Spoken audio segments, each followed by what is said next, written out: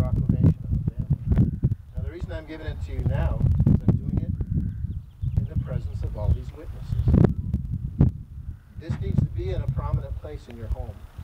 When you visit them, will you make sure it's in a prominent place in your home? And it's something that you should read together, think about together, and also do it independently, alone, as you strengthen your commitment to each other and to the Lord. Can you promise me that? That's not part of the ceremony. This is just private deal. Okay, good. Now, this is going to be hard for you to hold while you're doing this ceremony, so I'm going to give it back to Chris to put back in the bag. But you've seen it. You've got your commitment. This is your my life. This is actually the one that's been hanging up.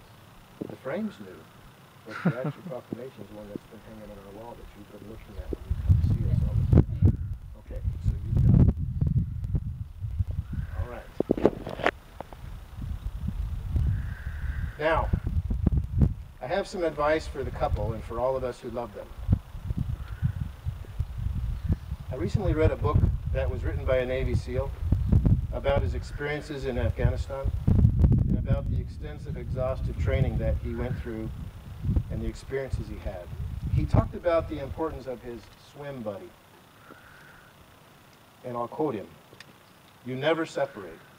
If one of you falls over the side into the freezing ocean, the other joins him immediately. In the pool, you're never more than an arm's length away. You can be failed out of hand, thrown out for not staying close enough to your swim buddy. No man is ever alone." Swim buddies. Okay? Now, the scriptures tell us the same thing. God wrote about swim buddies in one of our training manuals in the Bible. It's not good that man should be alone. Also in Moses, in Genesis, and in Abraham, 3 different places, he said this, "Therefore shall a man leave his father and his mother, and shall cleave unto his wife, and they shall be one flesh." And then later, in the modern day, he told his prophet, "Thou shalt love thy wife with all thy heart, and shalt cleave unto her, and none else." So what does it mean to cleave? Here's a dictionary definition.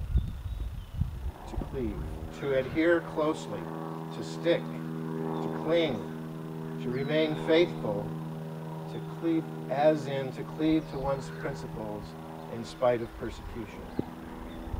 So in spite of all that might happen, you're charged to cleave to one another and none else. Now there's a collection of 13 statements of our beliefs entitled the Articles of Faith. And the 13th Article of Faith offers a wonderful and thorough mission statement for a new couple and a new family. I'll offer it here.